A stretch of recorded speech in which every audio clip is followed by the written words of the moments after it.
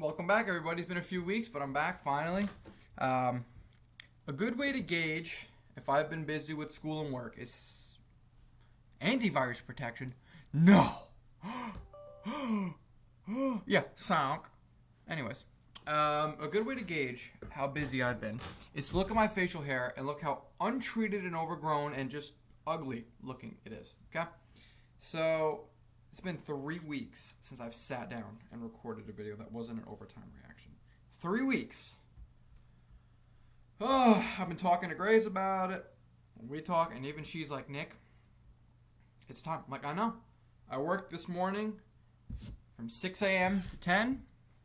Went to school. Now, instead of turning on my Xbox for the first time in a few days, I'm going to make a YouTube video. It has been a while. I plan on making a few videos today. Now, I don't know if I'm going to be able to get them all out today, but the first one I think people will like the most because it's just me giving my opinions on the trade deadline or the trades that happened. And then we're going to talk Rangers in the next video. Let's do this first. Let's just do the trade line. We'll start from just April 1st to whatever. That's a wash. Brad Morrison, actually, speaking of Rangers, ex-Rangers, I believe they drafted him in the 4th round in 2015 or 16. Basically a wash trade. I guess the Blackhawks win because they get an NHL player, and Brad Morrison really probably won't ever be anything. Could be wrong, but, you know. This is the trade that sticks out to me the most throughout the entirety of the deadline. I think the Islanders made a very good move here. I hate the Islanders, and I hate that Lou Lamoriello made a good trade because this is what I was afraid of. I would have rathered the Islanders acquired Taylor Hall than Kyle Palmieri and Zajac on top of it because Palmieri fits in way too well with I'm gonna clean my camera with Barry Trotz's system, like scarily too well with just his play style, and I think that's gonna murder the Rangers and it's gonna murder every other team in this division. I don't know where my clean cloth is, so maybe a little bit of a dusty camera right now. And it was a great trade. Basically a first and a fourth. AJ Greer, Mason Jobs. I don't even think Jobs is a prospect. I think he's like 28 years old, so I'm not really. Yeah, this is just a great move by Islanders. I don't know if they re-sign either one of them, but if they do, gosh, it's going to be scary. Just a great pickup by Lou Lamoriello. I hate the Islanders, but that was a great friggin' move, man. I swear to God, I was more afraid of them getting Kyle Palmieri or Nick Foligno than I was them getting Taylor Hall. I seriously was. Hawks get Connolly, Henrik Borgstrom, who, from what I understand, the reason Florida traded him and he had no trade value anymore is because he just didn't plan on signing there. And Riley Stillman, so we got a pick for Lucas Carlson and Lucas Wallmark.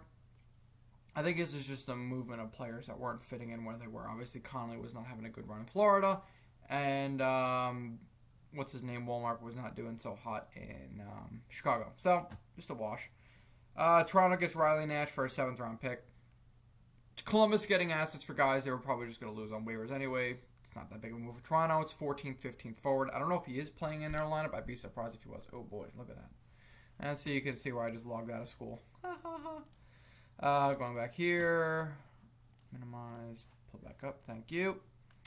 Colorado Avalanche forward. Nemeth is a defenseman, but that's cool. So Nemeth back to Colorado from Detroit for 4th round pick. I'm surprised Nemeth got a 4th round pick in return, but he did. Wash move. Detroit gets an asset for someone they were just going to lose for free anyways.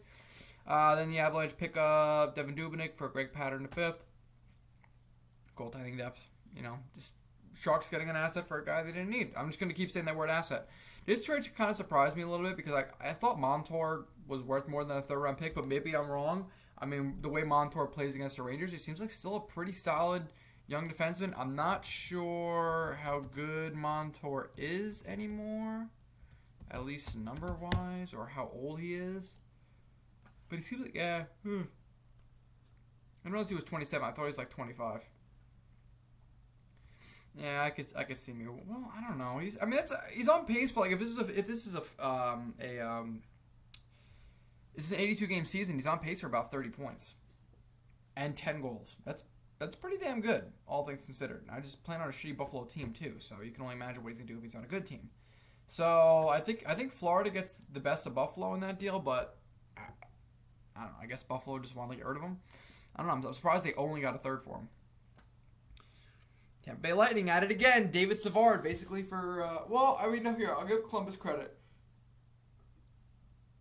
Albeit a late first round pick. They got a first round pick for David Savard. That's a little surprising. I know Savard's, a pretty solid defenseman, but I was surprised they got a first round pick for him. And I'm just looking at the way everyone else was acquired. Like Montour got a third, Savard got a first, Taylor Hall got a second. The trade market this year was very freaking weird. It was just nothing was normal at this trade deadline. Like I feel like player values were either hyperinflated or super deflated. I don't know. I couldn't understand it. Now, David Savard, I think, is an awesome pickup for the freaking Lightning, and I hate it because the Lightning just keep on getting better. It's like that Jesse Pinkman gift from Breaking Bad where he can't keep getting away with this, where Tampa Bay is just killing the friggin' league. And they pick up a really good effing player, too. I mean, David Savard, clearly beloved by Columbus fans and teammates, is just going to go win a cup with Tampa Bay. Because I seriously think after Tampa Bay gets Savard and then they get Kucherov back for the playoffs, that's going to be pretty scary. But it is what it is. Anyways, and then Detroit helped out with salary. Siegenthaler, yeah, it's like look, right? So Brandon Montour got the same return as Jonas Siegenthaler. I don't know much about Jonas Siegenthaler, but I don't think he's nearly as good as I don't even know how to spell his freaking name. Who's on the Capitals? Like, I don't think Siegenthaler is that good. So the guy, 23 years old. Okay, cool. Played 7 games this year. And he got a third-round pick, and so did Brandon Montour. See what I'm saying? Like how they're hyper-inflated Siegenthaler or hyper-deflated like Montour makes no sense to me. This deadline was very confusing to watch. Maybe someone can fill me in. Maybe I'm missing something on Siegenthaler, but wow. He got the same return as Montour. I don't know. Beyond me. Merrill for I don't really think that's, is what it is. Again, Detroit getting assets for guys that probably weren't going to keep. The Maple Leafs get Nick Foligno and, whatever, for a first-round pick and a fourth-round pick for salary retention. I don't see how it's a bad move for Toronto. I mean, Toronto kind of needs a little bit of sandpaper in the lineup, and why not Nick Foligno? I love Nick Foligno. I mean, if the Rangers had roster space open, I would have loved for us to get Nick Foligno, but not for the cost of a first-round pick. But still, I think it's an awesome pickup for Toronto. Look, Columbus got 3 first-round picks for this upcoming draft. Granted, it's not a very strong draft, but 3 first-round picks is 3 first-round picks. If you hit on 2 of them, if you go 66%, you're gonna get either top 4 defensemen or top 6 forwards. Projected at least. 3 first-round picks is 3 first-round picks. I don't care what kind of draft it is. Still 3 first-round picks. So Columbus did a great job getting assets at this trade deadline, and it's a pretty good return for Nick Foligno. I mean, first-round pick. I'm not sure how Nick Foligno is doing this year. I'm going to imagine he maybe has 10 goals. Maybe. 7 goals. Wow. He only has 16 points in 42 games. And Jesus Christ, he got a first-round pick back? Like I said, weird trade deadline, man. 2 years ago, this Foligno's maybe worth a third-round pick, if that. That's kind of crazy. Well, either way. Good return for Columbus. Good pickup by Toronto. Third-round pick for David Rittich. Toronto getting goalie depth is what it is. See, Mike Riley got a third-round pick as well. Mike Riley is somehow worth the same as Brandon Montour. Am I missing something?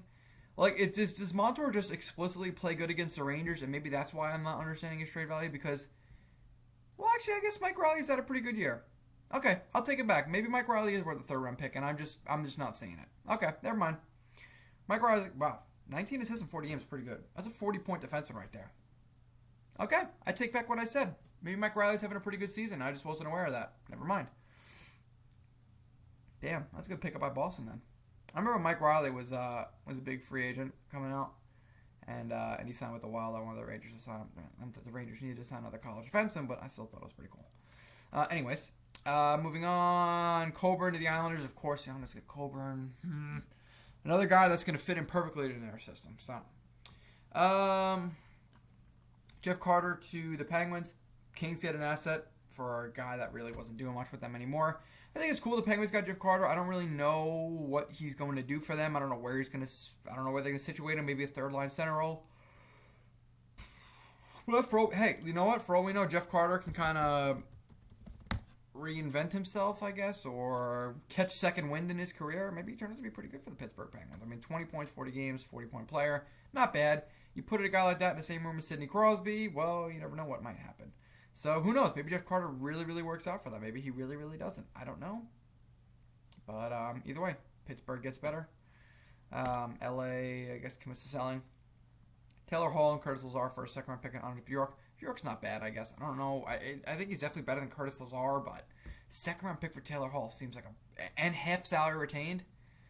That just blows me away. That Nick Foligno and David Savard got first-round picks, and Taylor Hall didn't. I know Taylor Hall was struggling this year, but Jesus Christ, man. That's like a pretty lame duck return for a pretty good player. I mean, Taylor Hall is Taylor Hall. Even Rick Nash, when he wasn't that great for the Rangers after we traded him, I say he wasn't great. He was still pretty good for the Rangers, but wasn't great. Even he got a first-round pick, and he was 34. And I don't know how much. I think the Rangers retained half the salary, too. And they got a first-round pick, a third-line center in Ryan Spooner, and I think they got Ryan Lindgren in that same deal. And Taylor Hall, former MVP Taylor Hall, granted, years separated. I don't know. I don't know. Kind of threw me for a loop, that's all. Anyways, great move by the freaking Bruins to jump on that. I mean, you get a potential. I mean, Taylor Hall, let's be honest, at the top of his game, has won an MVP before. So, a potential MVP caliber player. Now, granted, is he that anymore? Maybe not. But could he be? Probably, yeah. He's on the Boston Bruins now. Jesus Christ. Imagine having Taylor Hall on your second line. Like, yeah. Taylor Hall. Yeah. Second line. Yeah. Like, could you imagine? That's kind of crazy. Gaudette for Highmore. I guess this is kind of a wash trade. Kulikov for a fourth-round pick. I mean, Edmonton kind of needs defense. So, and Devils getting asked for a guy that we're going to lose. Freddie Claesson for Corona. I guess that's kind of just movement of... The Sharks are probably like, yeah, this guy's not playing for us. Might as well get somebody who might be something. I mean, that's a wash trade for the Sharks. They don't lose or gain anything. I like Soderberg to the Avalanche. I actually really like that trade. Zero risk move. Soderberg had some good years in Colorado, and Soderberg's still a pretty good player. So, if you're the Avs, why the hell not? You didn't really give up nothing too crazy. Matthias Janmark. This has been kind of talked about for the past couple of weeks, I guess, Janmark to Vegas. I don't think Janmark's been having that great of a season, but a second-round pick and a third-round pick for Janmark. I mean, if you're Chicago, how do you say no to that? I mean, I'm almost positive Janmark's going to be a UFA at the end of this year. And that's like Taylor Hall level return for Matthias Janmark. So, you know, I don't know. I mean, it is what it is. Hayden Flurry to this is basically the Hurricanes just kind of like, you know, it is what it is. He didn't turn out. 7th overall pick, Hayden Flurry, 2014. I don't know nothing about Hakanpää. I think he's been doing pretty well in Anaheim. I don't know if he slots into the Hurricanes lineup or he's used as the 7th guy. But I don't really think the Hurricanes are gaining or losing anything. Who knows? Anaheim Ducks get a reclamation project. Who knows? Maybe more minutes. In Anaheim, he turns into a top 4 defenseman. I think the trade that kind of surprised everybody right here is Anthony Mantha from the Red Wings in exchange for Vrana, Panik, a first and a second. Holy shit. I mean, I was like, kudos to, because when the trade first broke, it was Vrana and Panik for Mantha. I'm like, wow, what a great deal for Washington. And then I saw, and a first and a second. What a friggin' great move by Detroit. Stevie Y at it again. Absolutely phenomenal move. You can almost argue steal for Detroit. I mean, I don't know. I think that's a pretty damn good deal. You look at Jacob Vrana. Let's see what he's been doing this year. 25 years old. You know what? Twice 20-plus goal scorer. Twice 45-plus point scorer, which is not much different than Anthony Mantha. I don't know, man. That's pretty good. Mantha's a year older. Actually, Vrana has... Wow. I don't know. I think Detroit made out pretty damn good in this deal. Pretty damn good. Now, granted, Vrana's been on much better teams than Anthony Mantha, and I definitely think Anthony Mantha is going to be a pretty damn good Capital, and I think it's a very underrated pickup by the Washington Capitals. But Stevie Y, man, was a good move. I don't know how is Panik doing this year. Like, didn't they just get Ponic for, like, free off waivers or some shit? Maybe they signed him. I don't know. Oh, yeah, they've had him for the past 2 years. Yeah, but Ponic's kind of washed. Yeah, Ponic's not that good anymore. Either way, if you're Detroit, why the hell not? I'd imagine Manta was probably ready to walk when his contract was up. So, they get a first and second round pick. Thank you very much, Stevie Y says. Madison Bowie and a fifth in exchange to Chicago for 4. Like, I feel like Bowie's been traded so many times at this point, it's hard to keep track. And then Sam Bennett getting that Taylor Hall level return. See what I'm saying? Hyperinflated or hyperdeflated? People were saying Sam Bennett for a third-round pick at the beginning of this year, and even that was close to overpayment. Some people were arguing. And Florida got him for a second and a C or D level prospect. Who cares about the prospect? Second-round pick? Wow. Kind of surprising. Gustafson for a seventh-round pick. I don't know anything about Eric Gustafson anymore. All I know is he had 60 points with the Blackhawks ones and has kind of disappeared since then. Goodbranson, yeah, nothing move. Raffle for a fifth-round pick. Not a bad move, I guess. Capitals just increasing their depth. Flyers kind of moving things out. Not going to lie to you, I think the Flyers are going to make a second-half push. I think that moving guys out is going to maybe jolt the room a little bit because the Flyers, on paper, have a really freaking good team, but really suck this year. So I don't know. Wash, swap. Ben Hutton getting a fifth-round pick. Wash. Jordy Ben to Vancouver for a sixth. Wash. I mean, nothing, just teams recuperating assets. Pretty boring-ass trade deadline. 3 first-round picks moved in total, right? 3. Couple seconds. No really big names out there. I think we kind of knew the pandemic was going to do this to us. I quickly want to go to capfriendly.com and just highlight something real quick and just point something out. All right, so this is the upcoming free agent class, sorted by points. It's going to be a very boring free agency this year. There's not that much going on. I want to go by UFAs only.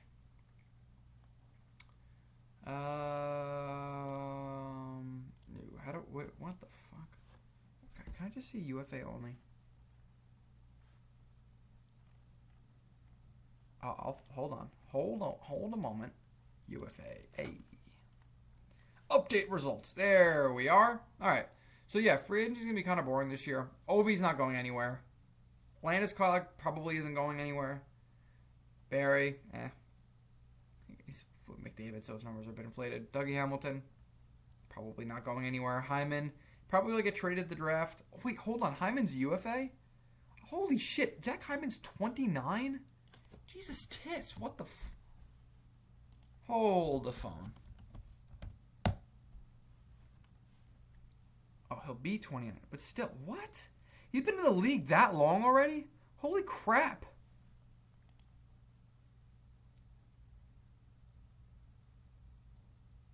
And they got him for Greg Mckay? What the fuck? Wait. Why was this not bigger news at the time? The Maple Leafs got a Hoey Baker candidate at the age of 22 for Greg Mckay? The fuck did this happen? Did Hyman not? Was he just saying he wasn't going to sign with them, and the Maple Leafs just wanted to get an asset for him? Is that what happened? You know what? I'm asking too many questions. That's the point of this video. If Hyman goes to free agency, yeah, I guess that'll be interesting. Nah, kind of interesting. He's probably not leaving Winnipeg. If he does, might just retire. Nah. He won't go anywhere else. Not really that exciting of a free agency class. Some names out there, but nothing that's like, whoa, you know? Yeah. Well, I mean, there's some names out there, but nothing, I don't know, nothing overly exciting. What about next year? That's probably, that's what I was saying earlier. That's why the trade deadline wasn't very exciting. There weren't, like, big UFAs coming up on shitty teams aside from Taylor Hall, so. God, I get cuts from pine needles all over my damn wrist, because that's what we've been doing. Like, look at it. I look like a freaking heroin addict with all these cuts on my damn wrist. Jesus. Anyways. Cap-it. Where's Cap-it? There we are. This free agency class will be much more interesting. Malkin, Subban, Giroux, Kessel, Letang, Pavelski, Flurry. He's not going anywhere. Giordano, Gaudreau, Radulov, Forsberg. Like this, like next year's free agents, like next year's trade deadline is going to be twisted. Yeah, next year's going to be wild. And where's my favorite? Where is he? Where the hell is he? Yes, sir. Yes, sir. So next year's free agency, not this one upcoming, but the year after, is going to be chef's kiss. It's going to be fucking wild. Perron, Merzlikins, Josh Manson, John Klingberg, Sean Couturier, Strome, Kadri, Trocheck, Pulak, Smith, Morgan Riley. Is Toronto going to be able to re-sign him with all the money they got tied up in Matthews, Marner, Tavares, and Nylander? Hampus Lindholm, Palat, Max Domi, Zibanejad, Seth Jones, Ristolainen, Leddy, Parayko, Nurse, Hurdle, Brown, Barkov. Woo! Forsberg, Radulov, Gaudreau. Oh my God! Next year's trade deadline and next year's draft and next year's free agency is going to be twisted. I actually cannot wait for next year's free agency. This upcoming one's going to be boring as shit. But, year after, get out of the way. Enjoy the show. That's all I really got for you guys today. What do you guys think about the trades at the trade deadline? Do you agree with any of my takes? Do you disagree with any of my takes? Let me know in the comments down below. We can talk. I might make a couple other videos today. We shall see. If they do, they'll be Rangers orientated. I promise.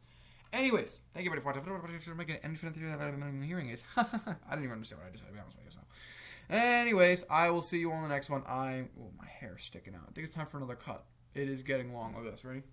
Look at this mop. Look at this mop. It's grown way the F out, and I did not take care of it this morning when I went to work. Beauty of wearing a hat at work. Anyways, see you on the next one. Let me know what your thoughts and comments. See you in the next one. Peace.